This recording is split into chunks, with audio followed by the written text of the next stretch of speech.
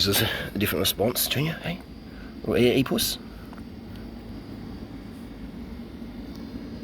He's having a good little snout there. Junior's a little feral cat, born in the backyard. He's having a little rub on the ears. A little silky puss, eh?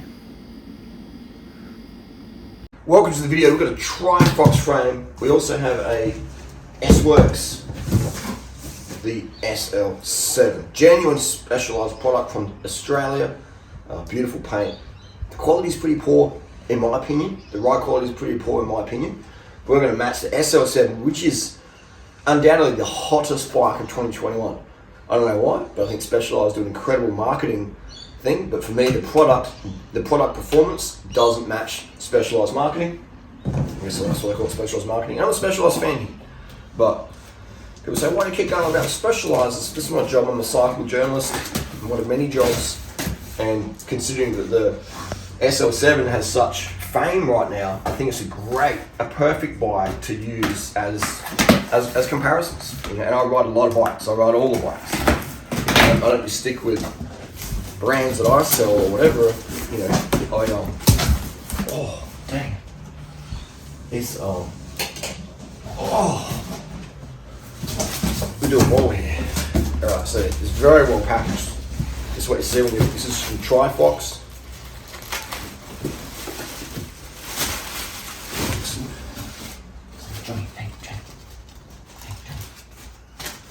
Little feral cats in here, so it's very well packaged. Might be something here maybe. Some nice EPO or put that away. But just sit down here. I'll do a little unboxing with the cats. The cats love playing with the boxes, so we chuck these in recycling. And we'll just, whenever you open up a frame, make sure you don't scratch it when you cut it. So you're keeping the cats helping here. Everyone helps. Everyone lends a hand here. Johnny, come on, help open the bag. Well, Johnny's a feral cat. This cat was born in the yard, and we've rehomed him. And then Natasha's little lover boy, his little tomcat, Johnny JJ. Hey, Johnny JJ. He's still got his little balls. Show little balls. Ain't got any big sex yet, but he's quite a little cheeky boy. He's a cheeky little chops. Alright, so this I suspect is the forks. Now Hambini, if you don't know who Hambini is, go check him out. He's also a guy that calls a spade a spade. I don't agree with everything Hambini says, but I agree with most of it. And I guess he would be the same way. Not if people would agree with me, everything that I say. But Hambini, go check out Hambini's channel. He did a review of the same frame, I think it was, or similar. And he gave it a thumbs up because of quality. But yeah, Hambini, yeah, he's an engineer, so he brings that real technical jargon just over my head. My reviews are basically ride quality, longevity of a product, etc. Look at this cat's helping out. I only know, mate, eh? So they wrap it really, really well. It's packaged better than the SL7 S-Works. Not that really means too much, but it's great that something's packaged really well.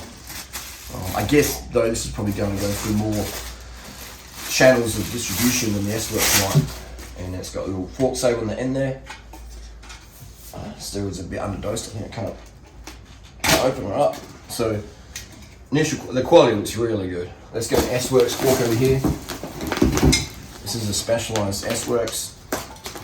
I mean, it's like, if I look at the quality, it's, you know, it looks really good as well. Inside the fork, it's, you know, S-Works or Trifox, you know, I can't really tell much difference. The quality looks very satisfactory to me. The finish is really, really good. And the layout as well. Johnny, hey. The cat's even having like agreement on me. It's got serial numbers and stuff. It just, you know, like, to get it, how much would it cost to get a spare fork? Let's say you crack your fork from Specialized, you have a crash, or the dog chews on it. How much would it cost to get a fork from Specialized? And this is proprietary, so getting one down the track, good luck. But one of this is not proprietary. This is just going to be a standard 1.25 inches, so 1.5 inches, which is easy to get. You chuck an Easton in there, whatever you want. But stiffness, Feels pretty good compared to the S-Works.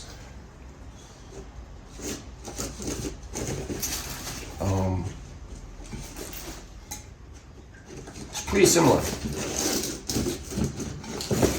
very, very similar. I think that the Trifox is probably a little bit stiffer. Now, does it matter too much? Probably not, because once you put your quick releases in there, doesn't matter too much, but I would say this feels a bit stiffer. There's a great channel also called Peak Talk. Peak Talk. He does done a great video about through axle versus quick release. A lot of people, through axle is heaps stiffer. No, it's not. Just check out Peak Talk. I think he's an engineer as well. Go check out Peak Talk on YouTube. Just type in Peak Talk Cycling, or maybe someone can link it down below, or Peak Talk. Leave a link down below to that through axle video you did, which is very, very good. So yeah, let's get this frame out of here. What seat post as well. This is the unboxing. We're going to build this bike up with Di2 Durace. We're going to put some lightweight wheels on there, and we're going to get it going. If you have any questions about this bike, let me know. So far, the fork looks really good. What do you think of the colour so far, Natasha? You're a fan of yellows or not really? Not really. Not really. Natasha's a harsh. What do you think? I'm a harsh bike critic. Natasha's like, damn. If Natasha likes it, then everyone will like it pretty much. She's got an eye for stuff. The fashionista over here behind the camera on the iPhone 13 Pro Max. What's this cat doing in here? Maybe we can film while you're waiting for me to get up and done. We can have Junior in the background here. Some little, what you doing in there, Junior? Hey? You film a little jolly Junior cat. Alright, here's the seat post here. Junior. This cat's actually a customs cat. He makes sure everything's okay. What does that say? Someone dropping some wheels outside there. Look at that. Here we go. Wow, that's finished very nicely. Junior, hey. What do you think, Junior? It's, yeah, it feels pretty good. But again, my issue is it's proprietary. So, you know, but if you did bust one of these, it wouldn't cost too much to get a replacement. It's an issue for you, but you chose it. If it's, say again? It's an issue for you, but you chose it. So. Oh, yeah, this is like a review frame. So, you know, if I had my choice, I'd go 27.2. So, for sure. That's whenever you get, this is proprietary means that only this post will fit in the frame. So, if you have an issue, you're traveling or whatever, getting a spare part can be an issue. But I'd say Trifox, you know, you could just buy a spare one of these for 20, 30, 50 bucks or whatever, and you're good to go. But yeah, so always keep that in mind. We also have a wind space as well behind here, SL7, which has a 27.2 post. So keep that in mind. Whenever you get a bike, go, how easy will I get parts for down the track? I mean, you're unlikely to have a problem with the seat post, but if you do have a problem with your SL7 S-Works or your Trifox down the track, can get a spare, it's can Cervelo, anything proprietary can be an issue. Can be an issue there. So I'll put the fork over here with the seat post. It's over here now. Oh, we've got another fork. That's actually another video. Thank you very much, Trifox. 2 forks. Got a headset here. Johnny.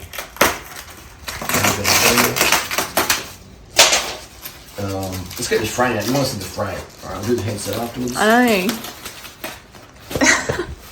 We're 8 minutes in, we haven't even seen the frame. Yeah. Well, this is the frame, but maybe we can show your frame in the meantime. I'll get the clickbait going on. Little clickies. Yeah, Trifox is coming out of China. This is the S-Works SL7 is also made in China. Also made in China. The made in Taiwan sticker, a little bit confusing. And maybe someone from Specialized can maybe do a video about it. You know, maybe I'm wrong. Maybe they don't come from China. But Top Key is based in China, and when you had the SL4 fork recall, Top Key was the factory that was named. And it's tough to, you know, like, because a lot of these bikes, like, they don't really get tested, you know, like when SL7 launches, it hasn't, in my opinion, it hasn't really been tested properly by riders again and again and again. Because if it did, then why would we have these recalls, you know? The design for the SL7 for me is that seat post clamp slipping and the headset bearings etching into those cats go crazy. The headset bearing etching into the cables. The headset bearing guide etching into the cables. This looks pretty quality. Yeah. This looks pretty good. There's a little chip here, but you won't see that. But again, it's, you know, if you chip your S-Works frame, you're really spewing. You know, you're really spewing. But if you chip one of these, Why is there a chip? maybe someone dropped it, or you know, it's You won't see it because it's underneath. I'll show it to you though. But if that was on your $8,000 S-Works and $5,500 US, whatever they cost, you know, you'd be spewing, wouldn't you? Yeah. And that's another thing. These expensive bikes, the bike shops often have to front issues. Like if you bought a brand new disc brake, Athos or Cervelo or whatever, and the disc brakes are clacking around on you, then you go out to the shop and you share dissatisfaction. So the shop the people at the shop have to deal with that. The brand doesn't have to deal with that. If the brand's got the money, the shop now has to deal with the problem of like, oh, my disc brakes rub all the time. You know, I've spent all this money on a bike and now my disc brakes are rubbing, and that's sort of acceptable on a road bike. And generally people who buy an S-Works or a Pinarello, they're like, you know, they're people who like really put in a complaint if something goes wrong. Because they generally earn a lot of money and they're just, you know, under a lot of stress, and they'll take it out on the bike shop employee because they have a bad day from a business meeting, etc. So you're dealing with those people, I find. I couldn't work at a bike shop anymore. No way. No way. Even though I love bikes, just a lot of stuff, there's customers you have to deal with, you know. People who aren't good communicators and stuff like that, it's been really, really struggle for them. But the average person who buys an S-Works like me is a bit of a douchebag. In my opinion. There's exceptions, but that's the general one. There's a lot of packaging here. I'm pretty impressed by the quality. Will it fade in the sun? I don't know. Most neon bikes will fade in the sun. Most neon bikes will fade in the sun. And did you see Paraguay the other day with a disc brake guy? Was it Laporte or someone? His disc brakes ran out, his pads ran out, whatever, something happened, his disc brakes failed, and he's using his rear foot to slow the rear wheel down. And someone said, oh, he's just cleaned the mud off his bike. I said, you don't clean the mud off his bike. You use your bottle for that. His brakes obviously failed, he's put his hand in the air, and he's trying to get some support there. He's still got, I think, 6th place, so quite a bit of effort, I think it was. We got a lot of packed leather. This is, someone's done a good job packing this up. Someone's done a really good job packing this up. This ain't no joke. This is a very good job packing it up. Careful we don't stab the frame. Harley, I think you should just stop talking for a bit so you can FF this. Alright, pause it for a second. We on? Alright, here we go. So this is the fork. I reckon it looks alright. I reckon that looks pretty good. Natasha, what do you think? You a fan? Colour? It's alright. It's alright. You know, it's I like it. I think the finish is really, really good. We'll do some close-ups in a minute, and let's chuck up the scales and weigh it and compare it to the SL7. Alright, here we go. We've got the scales here, and we are going to put this on. Has derailleur hang on there in the seat clamp. So it's 1204. So this is straight away I notice when I squeeze it, it's stiff. Like, you know, it's stiff. So this is going to be stiffer, better power transfer, I assume. Yeah, that rear end, it feels stiff. When we compare it to the SL7, which is about 900 grams. Yeah, this is a lot flexier, right? And this frames are super flexy, and they compress. When you squeeze here, you can feel the whole thing. You can probably crack it with your fingers. I reckon if you're, you know, if I really try, I could maybe crack it with my fingers. Like it feels like that anyway. In my opinion, it feels like I cracked it with my fingers. So in a crash, this is going to crack a lot easier, and it's less stiff. This, you know, like you can feel a bit of compression because it's a square rectangle. But if I compare it to the Specialized, it feels stiffer, even though it's got like a naturally more flexy looking thing because of the shape of it. You know, but through here, when I squeeze the rear end, it feels tighter. All right, so it's definitely lighter. The SL7 is lighter. We'll chuck this in here. There's no seat clamp, but we'll just measure it up. And probably 20 grams to seat clamp. So 1435 with the seat post. 1435 for the Trifox X8 with the seat post, and here we have so it's about 340 grams. I reckon that's about 340 grams. Yeah, this is 340 grams lighter frame and seat post. But again, once you add the disc brakes to the SL7, this is going to be a lot lighter. So this is lighter. The X8 is lighter built up than the SL7 Tarmac. It's going to be a lot cheaper. You know, like it's going to be so much cheaper, and it's going to be stiffer, and it's going to be better handling on the descents because the disc brakes won't lock up like they can in the wet. So yeah, so straight away, for me, this performs better. But I haven't ridden it yet, so I can't say for sure. I'm going to assume definitely it's going to perform better. I know it's going to be lighter. It's already lighter once you build it up. Even though the frame is lighter on the SL7, this is going to build up lighter. And what does it matter? What matters is the build quality at the end. That's what matters the most in terms of weight. So the fork, Trifox X8 fork, uncut, $3.94. S-Works SL7 uncut, around the same. But again, I think a disc brake should be a little bit heavier because, you know, this, for me, this is probably maybe a bit too light in my opinion for discs, the flexi front end.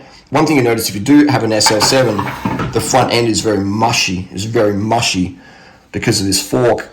You know, all the caliper weight's on here, and then you put the brakes on. It just drags to the left, in my opinion. So it's mushy, which is fine, but not for a road race. For a road race, you want something stiff and responsive, and the SL7 S-Works feels mushy. Okay, lastly, this is a little box they give you from Trifox. We're going to do a lot of reviews on this bike, right? We really want to stress it and thrash it and, you know, compare it. This is a box they give you. This is a headset spacer. This is the seat clamp wedge. Okay. I wonder what other frames this would fit in. Again, it's proprietary, so, you know, maybe it's a good idea to order 2 of those for longevity. But again, these don't really strip out too bad. Headset. Is this going to be a complicated headset or just an easy one to source? Because a lot of headsets can be really pain in the bum to source. So I've got a split ring down there. That's easy to put on. Bearings. Got an alloy split ring. I do recommend on any carbon bike is put some 3M helicopter tape where this is going to go on. You know, that will just prevent the etching in there over time if you do have a loose headset at some point. Bit of 3M helicopter tape. Alright, I think that's going to be a great way to prevent ring of death on any brand fork. It's carbon. Just for that today. 3M, or you can get these in plastic, but I think just to get the 3M helicopter tape, and that prevent any wear and tear on that. And you replace it every when you need to. Bearing size, we have a quality. Feels good. This actually feels better than the S-Works bearings. This feels smoother. S-Works bearings felt cheap and nasty. What size we got? Looks like a 45 inch and 8 Campy. On the back it doesn't say what numbers it is. It is always good when they print it on the side. This one doesn't have it. So these just feel like an OEM bearing. They feel alright, feel decent. They feel better than the SL7 S-Works bearings. But yeah, anyway, we'll build it up and do plenty of reviews. If you've got any questions about this one, let us know.